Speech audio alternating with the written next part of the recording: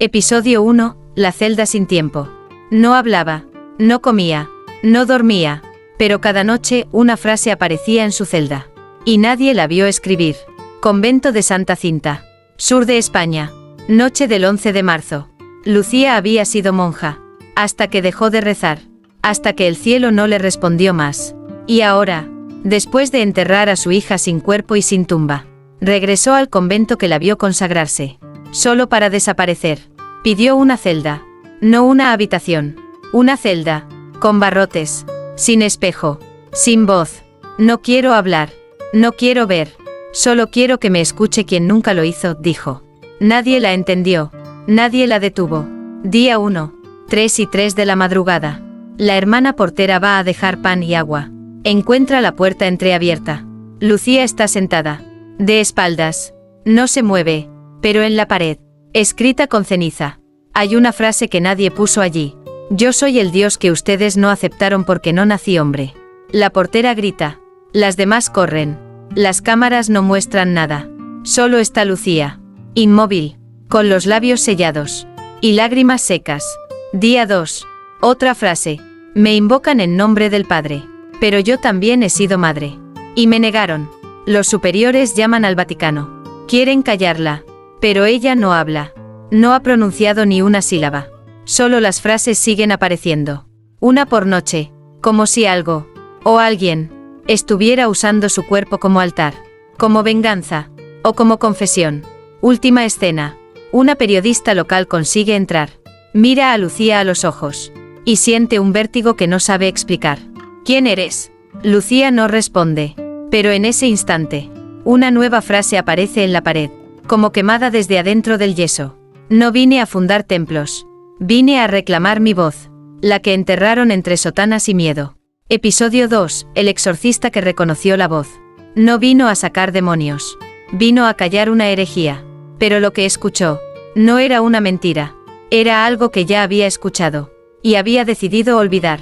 Vaticano. Sala de casos extraordinarios. Un sacerdote experimentado. Padre Esteban Alciari.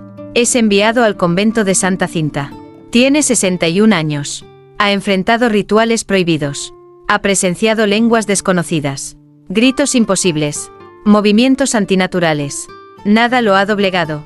Pero esta vez, no sabe a qué va. Solo tiene una hoja con una frase. Yo soy el Dios que ustedes no aceptaron porque no nací hombre. Y una nota firmada con tinta negra. No la interrogarás. Solo observarás. Si hablas, podrías escuchar algo que no estás preparado para asumir. Día 3, 3:33 de la madrugada. Padre Esteban entra en la celda. Lucía no lo mira. Sigue en silencio. Pero en cuanto él da el primer paso, una nueva frase aparece lentamente en el muro. Como si el aire sudara palabras. Tú también me escuchaste de niño. Pero te dijeron que mi voz era tentación. Esteban se queda helado. Esa frase le recuerda algo que nadie más sabe.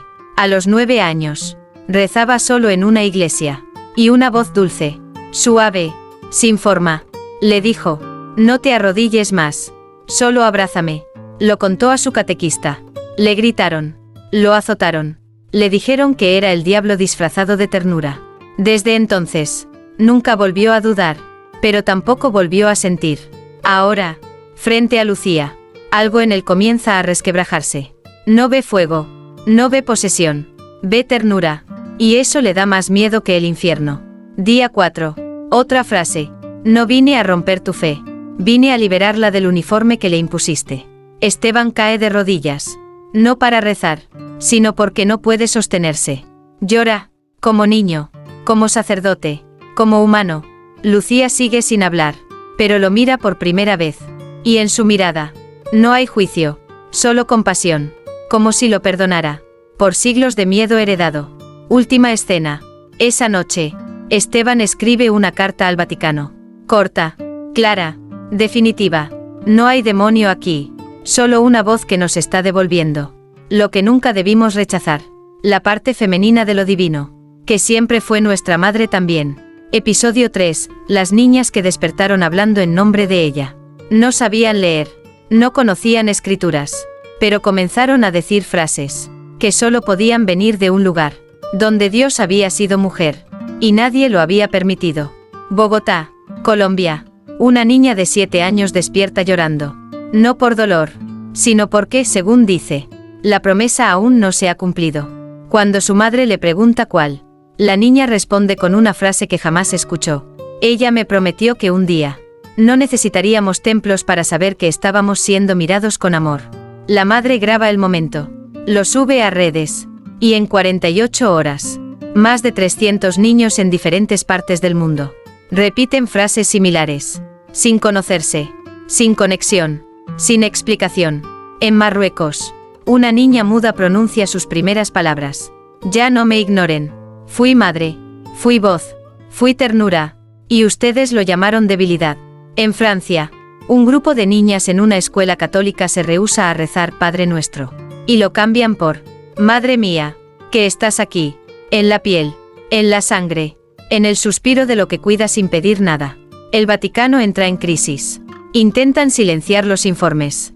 Hablan de posesión colectiva, de influencia emocional, pero ninguna de las niñas ha visto a Lucía. Ninguna ha oído su nombre. Y sin embargo, todas repiten el mismo origen.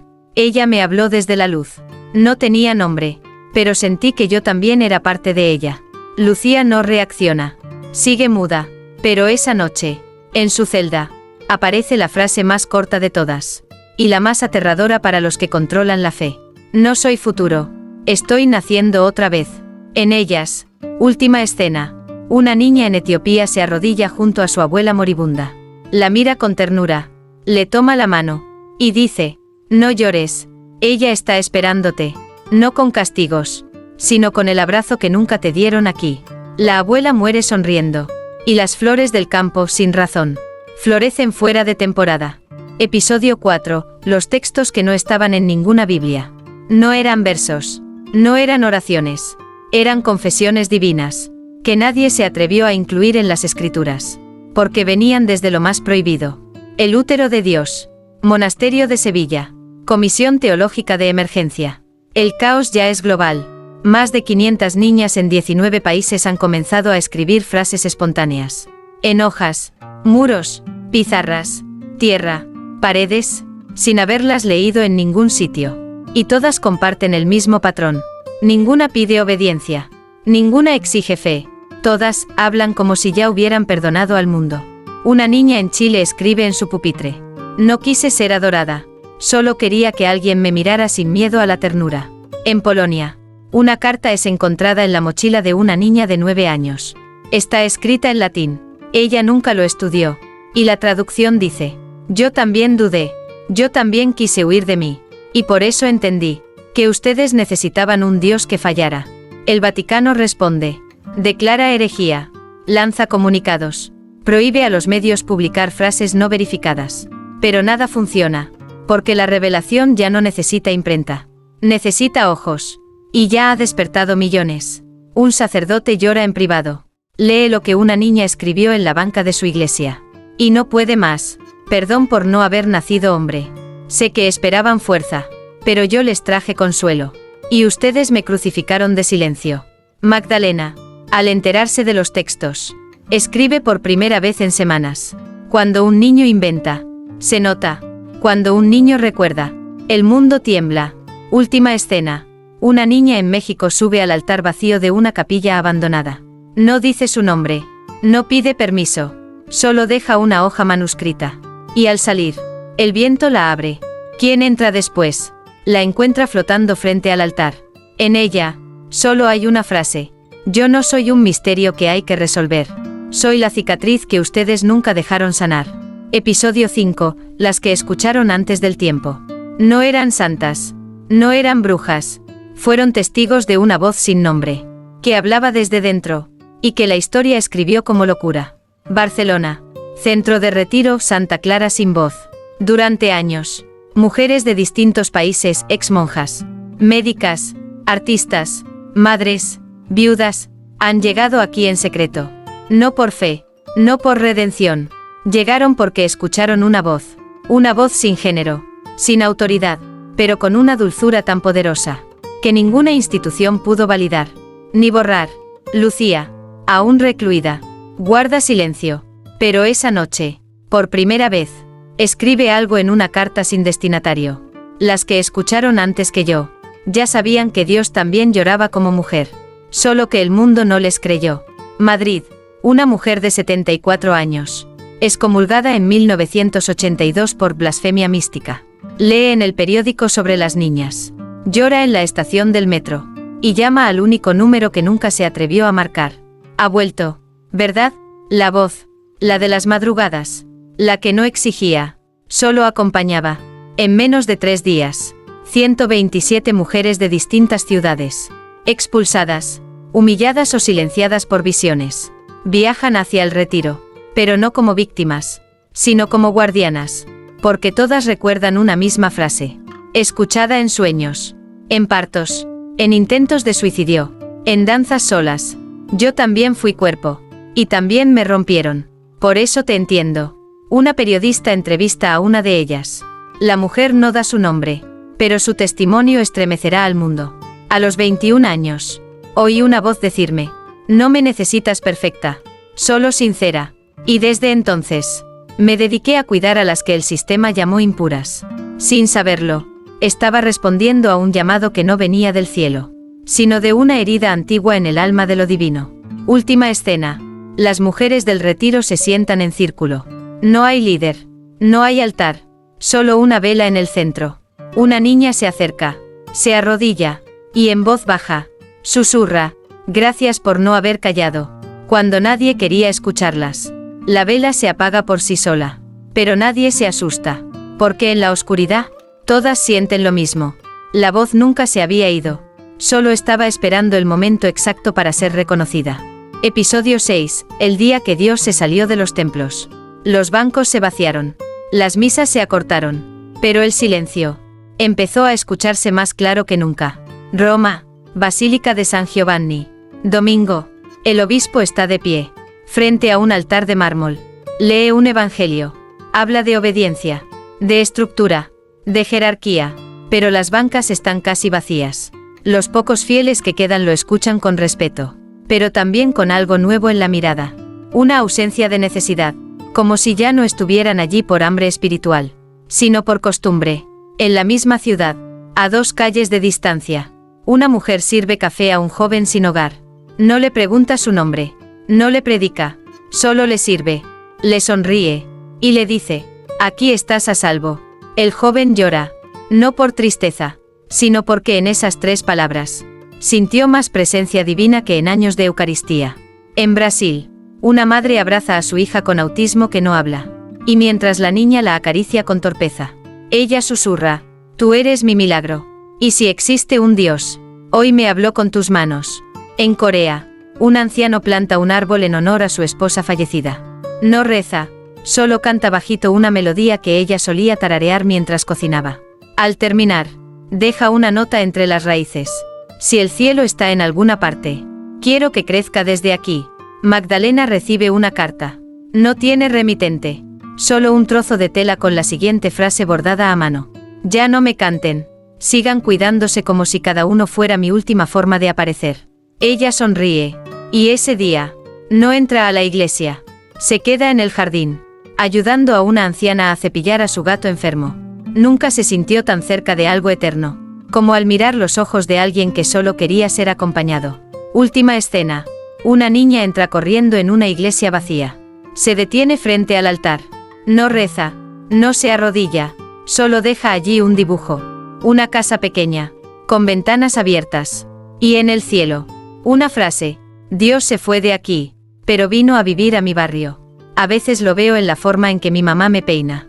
Episodio 7. Las puertas que se abrieron hacia adentro. No hubo rebelión. No hubo herejía. Solo un gesto inesperado. Bajar la cruz. Y empezar a escuchar. Lisboa. Catedral de San Miguel. Miércoles. 6 de la mañana. El padre Hugo entra antes que nadie. Cada día. Desde hace 41 años. Prepara el incienso. Limpia los bancos. Y enciende las velas. Pero esta mañana es distinta. Encuentra sobre el altar una hoja manuscrita. Sin firma. Con una frase que le tiembla entre los dedos. ¿Y si me dejaste de oír, porque nunca dejaste de hablar? Él se sienta. No en el banco. En el suelo. Como si por fin entendiera que Para escuchar al cielo, tal vez hay que tocar primero la tierra. En Filipinas, una comunidad de monjas jóvenes decide hacer algo que conmociona al mundo.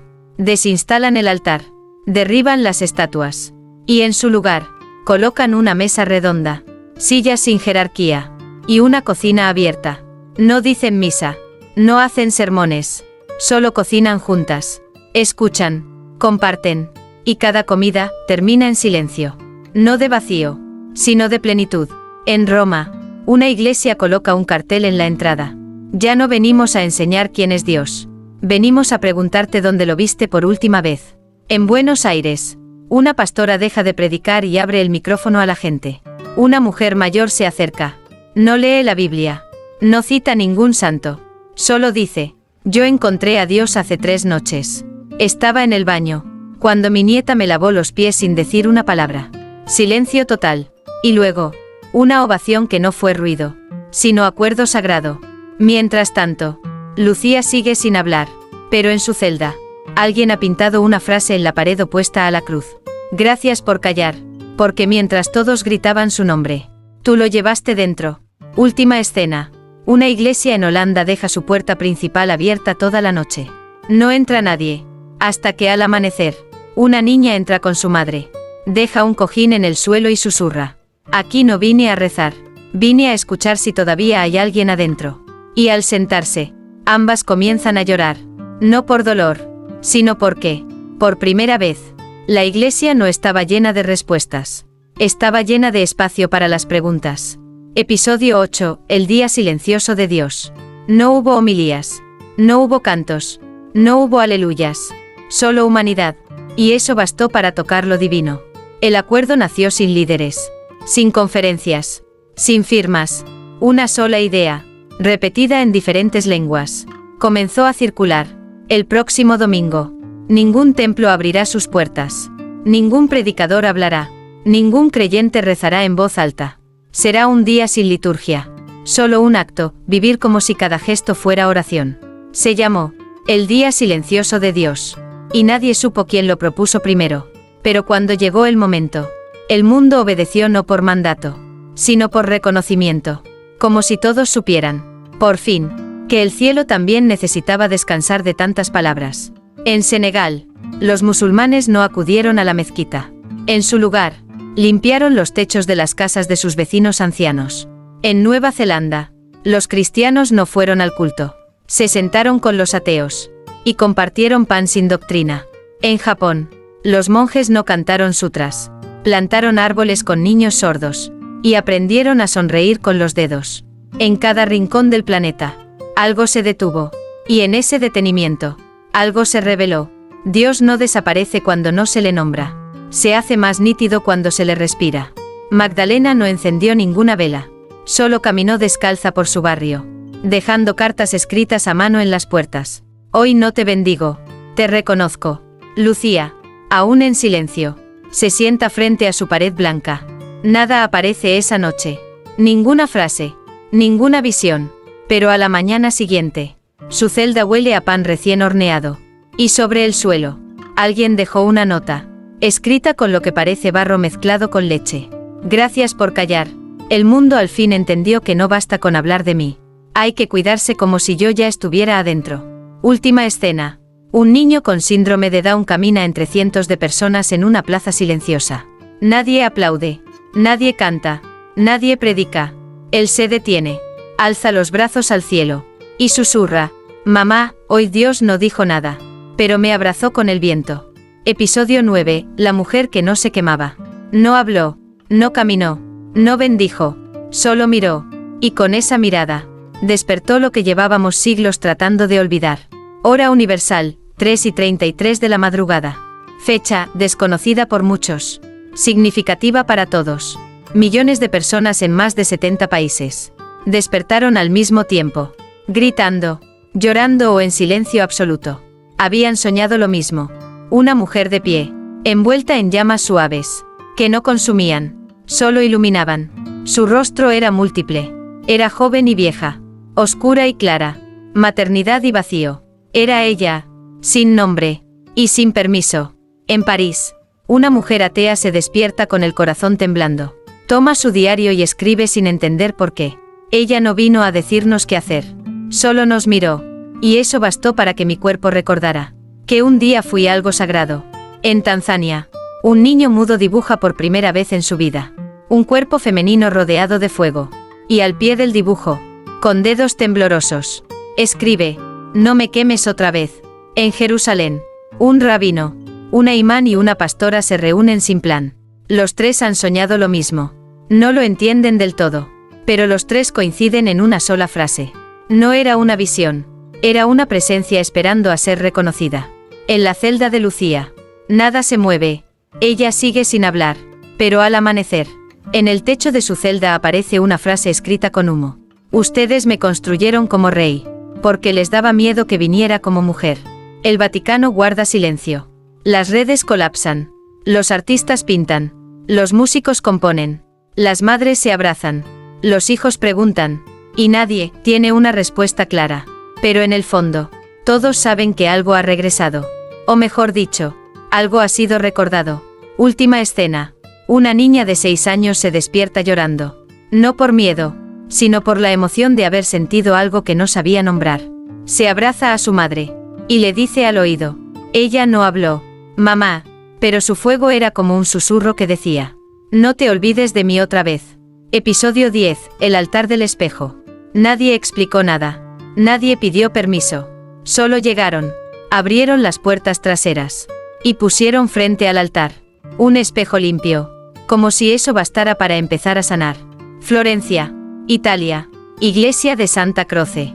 A las 6:06 a.m., un grupo de mujeres entra sin anunciarse. No van vestidas de ceremonia. No llevan velas ni incienso. Solo traen un objeto envuelto en tela blanca. Un espejo alto, de marco de madera gastado, con huellas de dedos pequeños en los bordes. Se acercan al altar. Lo bajan con cuidado. Y en su lugar, colocan el espejo. Sin explicación. Sin protesta. Solo presencia. No se arrodillan. No lloran. No rezan. Solo se sientan en silencio, mirando su reflejo. Y al cabo de unos minutos, la primera entra en confesión consigo misma. No con palabras, sino con lágrimas. En distintas partes del mundo, el gesto se repite. En Ecuador, reemplazan el púlpito por un espejo sin marco. En Australia, cuelgan uno frente al vitral más sagrado. En Marruecos, colocan uno bajo la sombra de un olivo donde solía sentarse un anciano que curaba sin títulos. Nadie lo ordenó, pero todos lo entendieron, porque por primera vez, antes de buscar a Dios, la humanidad se estaba preguntando: ¿quién soy yo, cuando ya no necesito que me bendigan para sentirme digno? Magdalena asiste a una pequeña capilla sin nombre. Entra, ve el espejo, se mira, y lo único que sale de su boca, en voz baja, es una frase que parece venir de un lugar más allá del tiempo. Así que era aquí donde estabas escondida. Lucía sigue sin hablar, pero esa noche, la celda aparece vacía. En su lugar, una pared entera cubierta de pequeñas frases escritas con vapor. Todas diferentes, todas con la misma raíz. Cuando dejaste de buscarme arriba, te diste cuenta que lo que arde en ti no era culpa, era mi recuerdo queriendo regresar. No vine a perdonarte, vine a preguntarte si tú podrías perdonarte a ti. Y si Dios se parece más a lo que ves en este espejo, ¿te atreverías a adorarte sin miedo? Última escena. Un joven entra a una iglesia derruida. Ve el espejo. Se detiene. Y justo antes de salir, escribe con su dedo sobre el cristal: no quiero volver a buscar a Dios. Quiero aprender a vivir, como si ya lo llevara puesto. Episodio 11. La oración que no comenzaba con Padre. No usaba títulos. No pedía milagros. Solo decía la verdad más simple. Tú me entendiste, porque tú también lloraste alguna vez como yo. Un cambio sin decreto. Una revolución sin grito. Un susurro que cruzó los continentes. Como si una sola alma compartida hubiera reescrito la forma de orar. Las oraciones tradicionales comenzaron a diluirse. No por rechazo, sino porque ya no eran suficientes. Padre Nuestro se convirtió en amor que me recuerda quién soy. Dios Todopoderoso se transformó en presencia que también ha tenido miedo. En Dublín, una mujer reza a su manera por primera vez. Tú no estás en el cielo. Estás en la forma en que hoy me perdoné a mí misma. En Perú, un adolescente deja escrita su oración en la banca del bus. No te pido nada. Solo quédate aquí, mientras aprendo a no tener vergüenza de lo que soy. En India, una madre enseña a su hija una oración nueva. Dios no está arriba. Mi amor, está donde alguien decide no devolver el golpe. Las iglesias no se vacían, pero ya no son templos de obediencia. Son refugios de humanidad. Gente que entra a llorar en silencio. Otros que dejan cartas sin firmar. Algunos que se sientan solo a respirar. Como si esa fuera la forma más pura de rezar. Lucía, por primera vez en semanas, mueve los labios sin emitir palabra. No hay sonido, pero la cámara de vigilancia capta una sola frase, leída en sus labios por una lingüista ciega. No recen para sentirme, vivan para recordarme. Asterisco asterisco Magdalena. Al leer eso, no va a misa ese domingo, va al mercado, compra flores para su vecina viuda.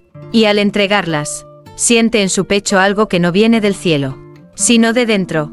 Una paz sin explicación. Última escena. Un niño se duerme en brazos de su padre. Antes de cerrar los ojos, murmura sin pensar: papá, ¿y si Dios también necesita que alguien le diga que todo estará bien? Y el padre, sin saber por qué, llora, lo abraza, y contesta: entonces vamos a decírselo. Hijo, vamos a vivir como si estuviéramos consolando al mismo Dios. Episodio 12, el día que nadie pronunció su nombre. No hubo sermones. No hubo oraciones. No hubo nombres sagrados. Y sin embargo, todos se amaron, como si lo estuvieran pronunciando con cada mirada. Se llamó el Día del Nombre Callado. Y no lo propuso nadie. Fue una idea compartida, como una brisa que pasa de boca en boca sin ser dicha. Hoy no nombraremos a Dios, no por olvido, sino por respeto. Hoy no hablaremos de lo divino. Hoy lo viviremos. En Nueva York, pastores y rabinos cuelgan letreros afuera de sus templos. Hoy no diremos su nombre. Hoy lo honraremos sin sonidos. En Corea del Sur, miles de personas llevan flores en los bolsillos. No las entregan a tumbas. Las dejan en parques, bancos, hospitales, puertas de casas con la simple nota: no sé tu nombre, pero hoy, tú eres mi motivo para creer. No se pidió nada. No se exigió nada. Pero el mundo cambió por un instante. Los niños no pelearon. Los adultos no gritaron. Las ciudades no rugieron. Las redes callaron. Y en ese vacío de palabras, algo eterno se sintió cómodo. Por fin, Lucía sigue en su celda. Alguien deja una taza de leche caliente en la puerta.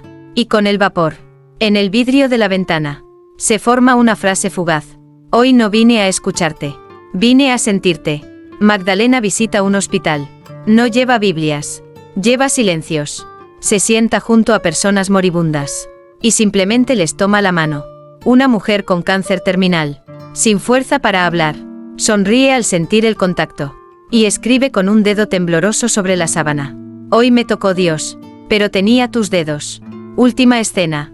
Un grupo de niños juega bajo la lluvia. Corren. Se mojan. Se abrazan.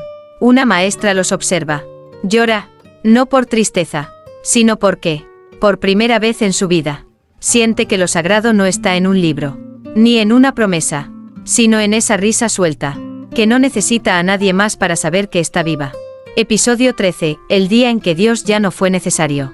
No porque muriera, no porque desapareciera, sino porque por fin, nos dimos cuenta de que estaba, donde nunca miramos, dentro de nosotros mismos. Lunes, sin fecha señalada. Sin festividad oficial. Y sin embargo, al amanecer, la humanidad entera despertó distinta. No hubo noticias urgentes. No hubo declaraciones papales. No hubo visiones colectivas. Solo un detalle que nadie pudo ignorar. Nadie preguntó: ¿dónde está Dios? Ese día, y nadie lo notó, hasta que el silencio se volvió alivio. En un pueblo de Etiopía, una mujer entra en labor de parto en plena calle. No hay médicos cerca. Pero los vecinos se acercan, sin miedo, sin juicio, con toallas, agua y manos temblorosas. Y cuando el bebé nace, la madre, exhausta, susurra: no recé, pero él llegó igual. En Canadá, un joven que planeaba quitarse la vida decide salir a caminar antes. En el trayecto, una desconocida le sonríe. Solo eso, y en ese gesto, él siente algo que nunca sintió en años de iglesia. Fui visto. Sin condiciones. En la celda de Lucía. Ya no hay paredes. Solo luz. Un guardia encuentra un papel en el suelo. escrito con lo que parece tierra mojada. Nunca vine a reinar, solo a recordarles cómo era sentirse suficiente, sin tener que merecerlo todo el tiempo. Magdalena camina por la playa al atardecer. Va sola, pero no se siente sola. Y por primera vez, sin pensar, no reza, no habla, solo respira. Y escribe en la arena: gracias por habitarme tan en silencio. Que al final, terminé creyendo que era yo quien brillaba. Última escena. Un niño le pregunta a su abuela: ¿dónde está Dios ahora? Ella no responde, solo lo abraza. Y el niño, sin necesidad de más palabras, sonríe. La cámara se aleja. La tierra sigue girando. Y en cada rincón, una panadería, una estación, una cama deshecha, una sala en penumbra. El amor ocurre, sin nombre, sin dueño, sin altar, pero con sentido, profundo, pleno, eterno.